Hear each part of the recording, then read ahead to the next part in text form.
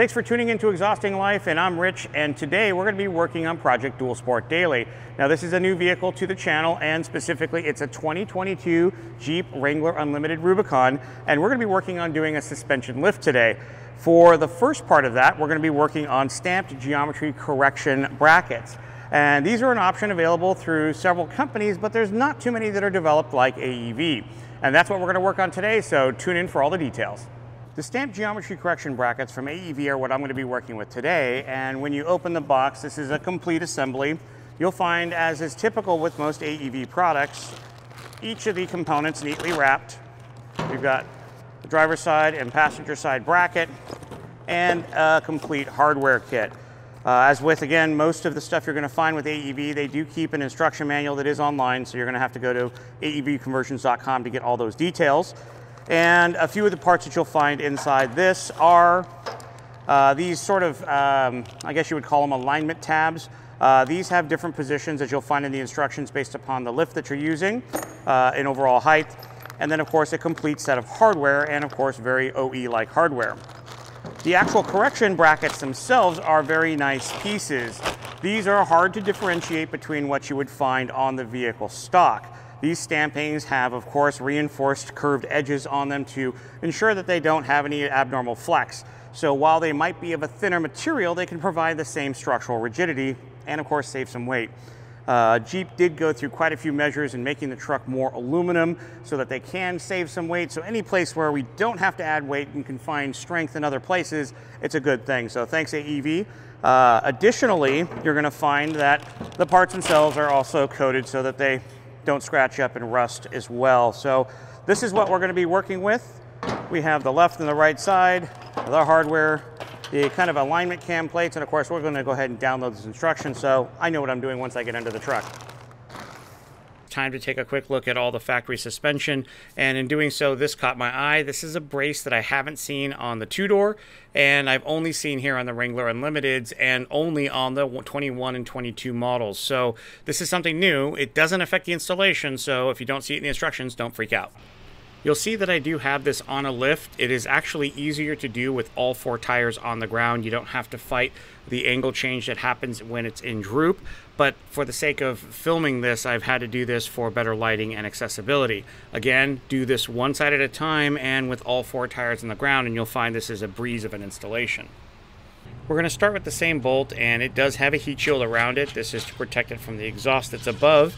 So we're going to go ahead and remove that heat shield. It requires that we take that 10mm out, and that'll expose the bolt so we can pull it entirely through. The bolt is a little difficult to get to. You're going to find a shallow ratchet or a ratcheting boxed-in wrench like this will be the easiest way to get the bolt loose. Once the bolt's loose, we can move down to the lower control arm, and here it's a lot more easy to get to. I'm using a wrench on the back and of course the impact to drive through the primary threads on the lower bolt. Once that lower bolt is out and the lower control arm is free, we'll put our attention back to the top here, and I'm going to go ahead and drive that bolt out from the outside of the frame rail into the inside until the bolt falls out. With the back bolts all free, I'm going to concentrate now on the upper control arm. Here I've got a flag nut on one side, but the flag nut will spin, especially if you're going to use some kind of an impact, so you're going to need a wrench on the other side to get that out. Once you get that flag nut off, we can go ahead and push that bolt through or pull it through by hand, and we're ready to take the upper control arm completely off. We do need to do this as there's no way to get the upper control arm in its swing arc through the new AEV stamped bracket. So let's just set this down here. It's got a couple wires attached. We don't want those to get bound up on anything. We're now ready to put the geometry realignment bracket in. We're starting here with the passenger side one. They will only fit one way on the appropriate side, so no need to worry there. Here I'm just taking a look at the bracket holes to see how they're lining up, and everything seems to be lining up to the holes fairly well. Here I'm going to take my ladyfoot pry bar and use the alignment side and push that through all the sides. That's just going to make it easier while I lay on the ground and don't have the line of sight to get the bolt through. So here I'm just going to push that pry bar through and we'll have the bolt aligned. Now this is not going to require that we put anything else in it. This is going to go straight to the frame, and if you saw the bracket on the ground, it already has a reinforcement in it, but the bottom here does not. So here we're going to put a sleeve, and this is going to go where the old control arm was in the frame rail, and it's going to be on the inside of the factory frame rail parts with the bracket on the outside. Same thing, pry bar goes in using the whole alignment side. I'm going to use that to push the bolt through so that the sleeve doesn't fall out. Next, I'm going to put that large black flat washer that came with the factory setup back over the nut, and I'm going to reuse this hardware here and tighten that up so that nothing falls out of place. With that said, I'm going to do the same for the top. I don't want to accidentally nudge this and have it fall in my face, so I'm going to go ahead and put that flag nut in the frame and get that started just so that nothing falls out of place if I happen to bump it or I'm kind of wiggling a control arm into its spot. Speaking of control arms, I now need to get the upper control arm into its proper place. It is hanging by one of the locker wires, so we want to make sure we rotate that properly. Don't bind up any of the wires or cables in the area. Pay attention, obviously, the brake line. Don't want to put that on the wrong side of the brake line. And then once we have that laid in place, we have to put a bolt through on this and then get the flag nuts started. Once we have the upper control arm to the axle mount kind of set, and then I'm going to go ahead and push the upper control arm into the geometry correction bracket. Here we do need to pay attention to these square washers and their orientation. Take a look here. I'm going to show you where they are in the instructions and where the arrow faces. For me, I just wanted to make sure that I marked them in the proper direction after referring to the instructions to make sure I don't put them in wrong. Once you have that orientation correct, we're going to pass the bolt through, paying attention to the fact there's shoulders both on the outside and the inside of the geometry correction bracket where that tab will have to align to. Here you're going to see it doesn't quite fit. I'm going to put a little force with my leg against the axle, and now you'll see that that square tab is oriented correctly and in between those two shoulder slots. One of the things to be cognizant of when you are tightening the hardware here is to make sure that those alignment tabs in the shoulders are staying where they should be. Here I'm actually noticing using the impact to bring the bolt head into the nut, I am seeing that that outer plate has come out from between the shoulders. Now you don't want to just hit that with the gun and flatten it. That could damage the actual shoulder section that it keeps the alignment intact. A little movement to the axle moves it forward and allows it to drop back between the shoulders, and everything is good from here. So now again, I just want to make sure I get the nut and bolt tight enough to hold them both in place so that they don't fall out while I'm getting the rest of the hardware tightened. Pay attention to the different torque specs for each of the arm bolts. You're going to find that I'm using the smaller impact at the top and again the larger one down here, as the bottom bolts will take in excess of 180, I think it's 190 foot-pounds of torque, but obviously check with the instruction guide on the proper torque specs.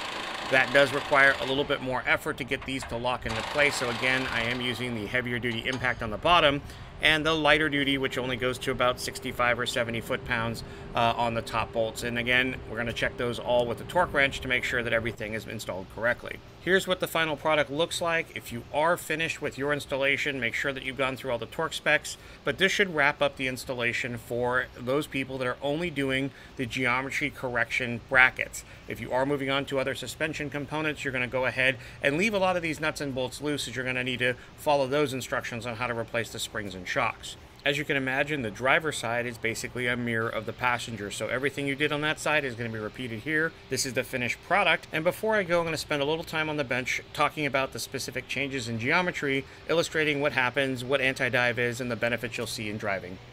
With the AEV stamped geometry correction brackets in place, you can see how exactly they lower those rear points. Now, they're not exactly placed in the same stock locations, and that's actually to your benefit. What AEV's done is add a little bit more anti-dive and as well provide some better stability for the vehicle. Now, when you look at the stock geometry, this diagram will kind of show you where those lines, if you were to draw through the control arms, meet to create your instant center. On the stock setup, you'll find that it is located towards the rear of the vehicle. This has a tendency to create more dive under braking and more lift at the back of the vehicle. Now, if you do a control arm lift where all you're doing is changing the control arm in the front's length to get more lift, you're actually worsening those angles that you'll find from the control arm, raising your instant center even further, which is going to give you less anti-dive, or in this case, more severe dive under braking, more lift as well. Now, that's going to make for a lot of transition in the vehicle as you accelerate and decelerate. With the correction geometry brackets here, we're going to look at the instant center that's moved towards the center of the vehicle. And what that's going to do is it's going to help with reducing the amount of energy that's placed on the spring to compress it when you go to hit the brakes. And as you can see here, when you look at the lines, that instant center again is located mid-bed in the chassis. One of the other benefits too is when you're looking at how the angle of those arms actually affects not only the drive shaft angle, but it also affects the caster in the vehicle. If you simply put a longer arm in to create better lift, you can use an adjustable arm that might correct the caster of the vehicle, which gives you some stability in driving and centering.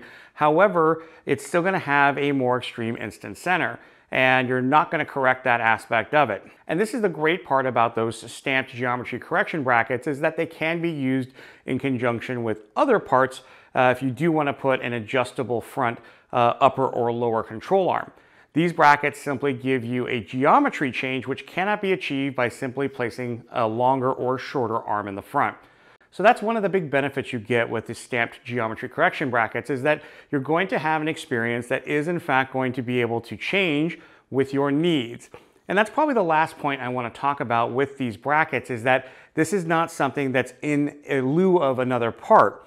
If you're somebody who's planning a smaller lift, 2-inch, they have a position inside of that bracket that is adjustable for that, and adjust the upper position control arm for the proper amount of caster. But additionally, there are 2 other positions that are selectable with the little cam that they put inside that allows you to put that stock control arm in the proper length so you don't get the caster incorrect. Now, one of the unusual parts of some of the other parts that I've seen on the market is they have pre-drilled holes.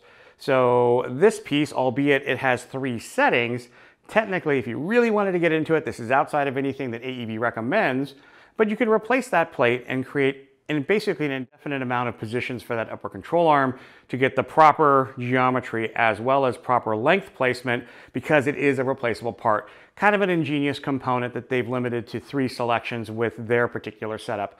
But again, that's something that's great about the AEV product, is it can be used in conjunction with an adjustable control arm. So as your needs increase, they are not mutually exclusive. You're going to want the geometry correction, and if you want a longer arm, you can combine both and have an overall better driving vehicle. Thanks again for tuning into the channel. This is just one part of probably 4 that I'll have for the complete suspension install. Coming up next is going to be the Dual Sport XP setup from AEV. That's going to be the 2.5-inch lift. I'll be starting with the rear as part 2, the front as part 3. In part 4, I'll round out the XP 8100 Bilstein shocks and the wheel and tire combo to wrap it all up. So subscribe to the channel, hit that notifications bell so you can get the latest content, and like everything you like, and hope to see you back here on Exhausting Life.